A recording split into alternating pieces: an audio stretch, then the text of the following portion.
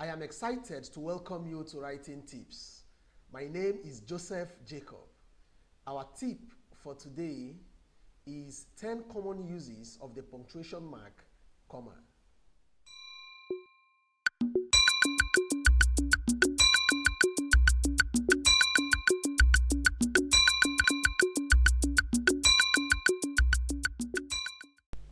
Number 1, to separate 3 or more series of words, phrases, and clauses.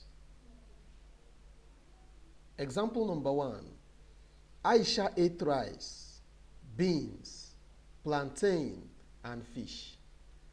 You'll notice the series of words here: rice, beans, plantain, and fish. We use the comma to separate the rice from the beans, and we use a comma to separate the beans from the plantain. Now, since the next item is the last one, which is the fish, we used and to separate the plantain and the fish. There is an argument raging whether we're supposed to have used comma for the plantain despite the and. While some is for it, others are against it. But we don't want to go into that argument right now. So we used and alone to separate the plantain from the fish. Example number 2. The police officer reached for his pistol, cocked it, aimed at the armed robber, and gunned him down. You'll notice our commas separating reached for his pistol from cocked it. We also have another comma separating cocked it and aimed at the armed robber. Let's go to the second use of comma. It is used to set off direct quotation. When we are writing a direct quotation, we use comma for the last word before we now quote and start writing the direct quotation. Look at this example. The king said, comma, Saliu is the palace secretary. You notice the comma after the said, then we now add the direct quote. Another example is this. The president said, comma, rule of law must be upheld at all times by this administration. You'll notice the comma after the said. The third use of comma is when writing dates. When we write dates, we use comma to separate the month and day from the year. And when the date is used in the middle of a sentence, we also use comma after we've written the year. Let's look at some examples. The wedding will hold on December 12th, comma, 2021, full stop. You see the comma after the month and the day. Then we use a full stop after the year because it is the end of the sentence. Example number 2. Euro 2020 kicked off on 11th June 2021. After the 11th June, we used comma to separate the day and the month from the year 2021. Remember, we used full stop again after the 2021 because it is the end of the sentence. Now, let's consider an example where the date is not the end, it's in the middle of the sentence. On January 13th, comma, 1963, comma, he graduated from the university. You now notice that when the date is in the middle, after the year, we don't use full stop, we used comma again before we continue with the sentence. The number 4 use of comma is when writing address. We use it to separate different parts of the address. For example, the 2020 Summer Olympics will hold in Tokyo. Tokyo is in which country? Comma, Japan. Another example. The chairman lives at 24 Mandela Street. Where is this Mandela Street? Comma, Aba. And where is Aba located? Comma, Abia State. So this comma helps to separate the address and to show you how you will locate the address step by step. Number 5 use of comma is when writing titles after a name. In our last video, when talking about full stop, we said that some titles do come before the name, and we use full stop for them, especially in American English. But today we are looking at some titles that also come now after the name. Look at this example. Mrs. Sarah Smith, PhD, is the head of department. The PhD is the kind of title we are referring to. And we are saying after the person's name, you use comma, then after the title, you use another comma before you now continue with the sentence. Another example is this. The car belongs to Kelechi Jacobson, comma, Esquire. Let's progress to the 6th use of comma. We use comma extensively when writing numbers.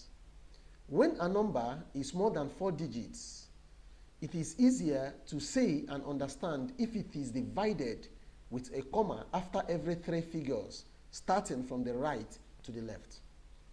Look at this example. We have this number, the number on top, 34219800. It's not easy to say it, and it's very difficult to understand what the number actually is. But when you use comma to separate them in three digits, starting from the right to the left, you will now understand it is 342,198,000. Very simple to understand. Let's look at another example. You will also agree with me that this number 2948743759112 is also very difficult to understand if you look at it. But the second one is easier to understand because the comma has been used to separate them in three digits from the right to the left. So in this case, we know that this number is 294,874,375,912. The next use of comma is to indicate direct address. When addressing a particular person in a group, you use comma to mark off the person's name. Look at some examples. You are right, Joseph. I'll report to the police. In this expression, you will notice that the speaker is talking directly to Joseph. So we use comma before and after the person's name that the speaker is referring to. Another example is Sandra. That idea is crazy. In this case, the speaker is referring to Sandra, and that is why we used comma to mark the name off. The 8th use of comma is when renaming a nearby noun. Renaming a nearby noun. It simply means that you are using another name to rename the previous noun. In English language, such expressions are called appositive. Let's look at some examples to understand it better. Jose Mourinho, the special one, has been signed by Roma. The expression renaming Jose Mourinho in this sentence is the special one. And when you remove the special one, it won't affect the meaning of the sentence. Let's try it. Jose Mourinho has been signed by Roma. It's very understandable, isn't it? Let's look at another example. Manchester United, the Red Devils, have signed Jadon Sancho. You'll notice that the appositive in this sentence is the Red Devils. If you remove it, it won't affect the meaning of the sentence. Manchester United have signed Jadon Sancho. Is very much correct. So when you use appositives to rename a noun, definitely you use a comma to precede that appositive, and after the appositive you also use a comma to close it. Let's progress to the 9th use of comma, non-restrictive clause. What is non-restrictive clause? It is also known as non-essential clause. As its name implies, its presence or absence does not affect the meaning or how a sentence can be understood. Let's take some examples.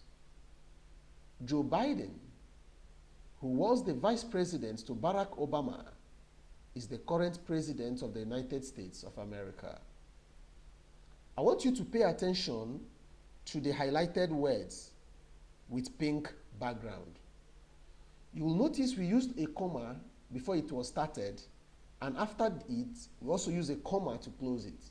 These highlighted words are referred to as non-essential or non-restrictive clauses. They are non-essential because without them, the sentence meaning will not be altered. Okay, let's try removing it, the shaded area, and see whether the sentence will not be understood. Joe Biden is the current president of the United States of America. You will agree with me that the sentence is still correct. So, who was the vice president to Barack Obama is a non-essential clause. So when we are using a non-essential clause in a sentence, we need to start it after a comma and end it with a comma. Let's look at another example. Jurgen Klopp, who led Liverpool to her first league title in 30 years, is a German. The shaded area does not alter the meaning of the sentence. Jurgen Klopp is a German if we remove the shaded part. So the shaded part is a non-essential clause or a non-restrictive clause. So we use comma to mark it off when it begins and when it ends. Now, the question that should come to you now is, when the clause is restrictive, what do we do? If the clause is restrictive, it means that you need the clause for the sentence to make meaning. In such a situation, you don't need to use comma to mark off the clause because it is a restrictive clause. Let's look at some examples. The man who looked for you yesterday came here again. If you remove the restrictive clause, who looked for you yesterday, the sentence will not have a complete meaning. Look at it this way. The man came here again. Your first impression will be, which man? Because the sentence is not complete without the restrictive clause. So this kind of clause, you don't need to use comma to mark it off. That is why you will notice that there is no comma. The man who looked for you yesterday came here again. Look at another example. The player who scored the winning goal is my brother. If you remove that restrictive clause to mean the player is my brother, the person you are talking to will ask you, which player? So you need that restrictive clause for the sentence to make meaning, and that is why you don't need to use comma to set it off. Let's go to the 10th use of comma before a coordinating conjunction. I know before now you know that conjunctions are used to join two words, phrases, or clauses together. Now, when we use the word coordinating before the conjunction, we are saying that what the conjunction will be joining are expressions already have meaning on their own, independent on their own. So we are using this kind of conjunction to join them together. That is why it is called coordinating conjunction. And examples of such coordinating conjunctions are words like and, but, yet, so, no, for, or. These words are examples. So when these words are serving as coordinating conjunctions, they come after a comma. Look at this example. I have not been paid my salary, comma, so I borrowed money from John.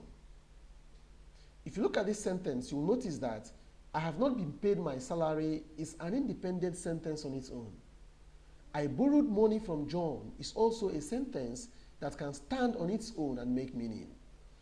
The so we are using in this sentence is just to join these two sentences together. The so is serving as a coordinating conjunction. And in that case, there must be a comma before we use that coordinating conjunction. Second example. We played poorly, comma, but we won by 3-0. We played poorly is understandable. We won by 3-0 can also stand on its own. But then use but to bring the two sentences together, and that but is serving as a coordinating conjunction. And in that case, you need a comma before you introduce the coordinating conjunction. I hope you've learned one or two things in today's tips. Well, let's use an exercise to see how much we've learned. Identify where comma should be used in this passage. Your time starts now.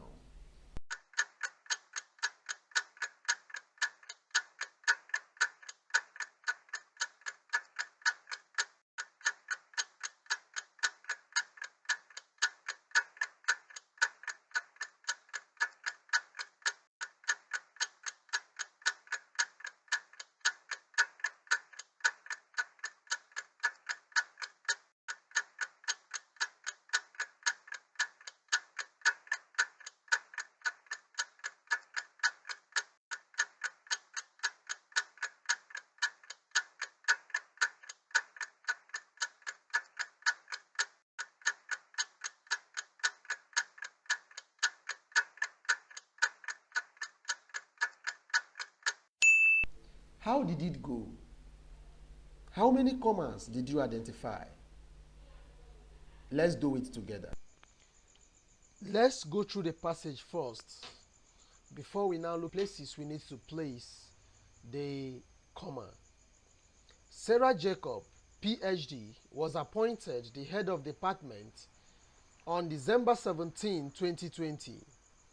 Her only daughter, who graduated with first class 5 years ago, became a lecturer in the same department on 12th January 2021. Sarah moved into her new apartment at 22 Cleveland Street, Umuahia, Abia State.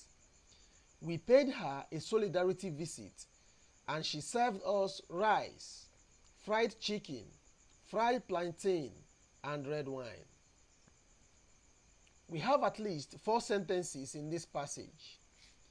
Let's take the first sentence.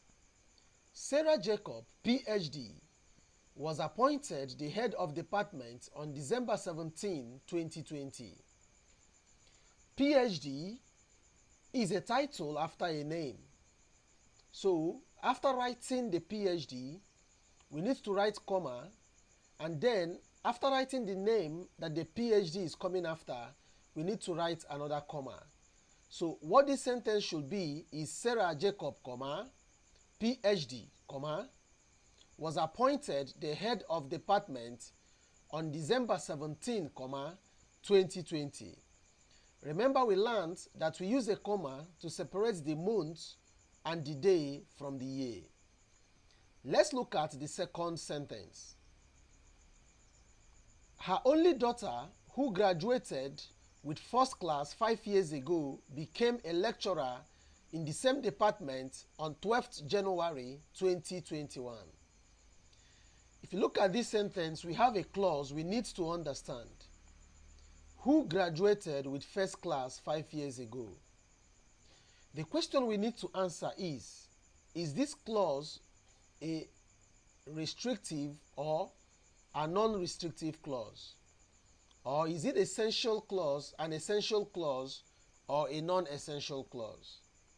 Remember we learned that a restrictive clause is a clause that when you remove it from a sentence, it will deprive the sentence from having a meaning or a complete sense.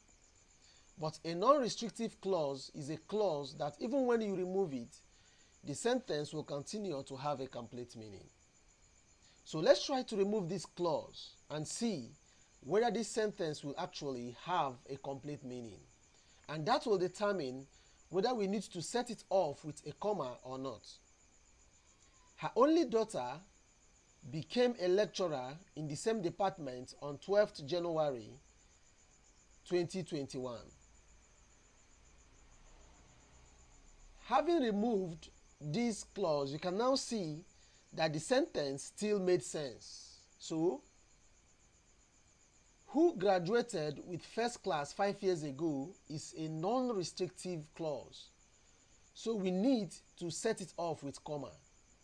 So in this sentence, we have her only daughter, comma, who graduated with first class 5 years ago, comma, became a lecturer in the same department on 12 January, comma, 2021. So there will be another comma after January to separate the day and month from the year. Let's progress to the third sentence. Sarah moved into her new apartment at 22 Cleveland Street, Omaha, Abia State. In this sentence, we are dealing with address. So we see that 22 Cleveland Street should have comma. And where is 22 Cleveland Street? It's in Omaha. And where is Omaha? Abia State. So there should also be another comma between Omaha and Abia State. Let's go to the last sentence. We paid her a solidarity visit, and she served us rice, fried chicken, fried plantain, and red wine. In this sentence, we need to ask ourselves whether there is a coordinating conjunction. Specifically, the and in this sentence, is it a coordinating conjunction? Did you remember what we say coordinating conjunction is? It's a conjunction that is joining two clauses or two sentences that can stand on their own and make meaning. So when we say we paid her a solidarity visit, it makes sense. It can stand on its own. And the other sentence, she served us rice, fried chicken, fried plantain, and red wine, can also stand on its own. So the and in this sentence is serving as a coordinating conjunction. And we've learned that when we are using a coordinating conjunction, before we introduce the coordinating conjunction, there should be a comma.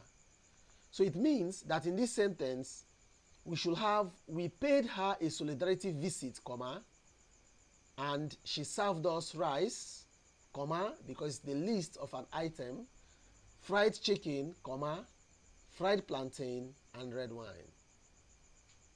So how many commas did you spot? Did you spot up to 10 commas? If you do, congratulations. Whether you get up to 10 commas or not, you deserve applause for attempting this exercise.